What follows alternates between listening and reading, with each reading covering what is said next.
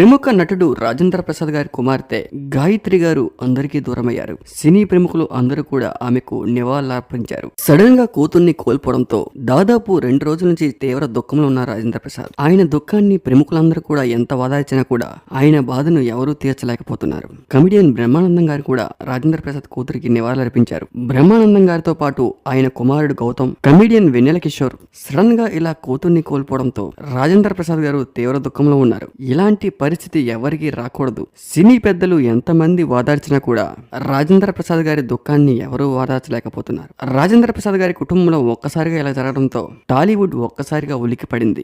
ఎప్పుడు అందరినీ నవ్విస్తూ యాక్టివ్ గా ఉన్న రాజేంద్ర ప్రసాద్ గారు ఒక్కసారిగా ఇలా ఎమోషనల్ అవడంతో ఆయన్ని చూస్తూ రమాప్రభ గారు తట్టుకోలేకపోయారు. చిరంజీవి గారు ఎంత వాదార్చినా కూడా రాజేంద్ర ప్రసాద్ గారి దుఃఖాన్ని ఆపలేకపోయారు. చిన్న వయసులోనే ఇలా జరగడంతో దుఃఖాన్ని ఎవరికి చెప్పుకోవాలో ఎలా చెప్పుకోవాలో ఏం చేయాలో తెలియక నా చేతుల్లో ఏమీ లేదు, ఇక మా అమ్మ తర్వాత అమ్మ అనుకున్నా, కానీ నాకు అమ్మ లాంటి కూతుర్ని కూడా కోల్పోయా అంటూ జీవితంలో ఏమీ సాధించలేదు.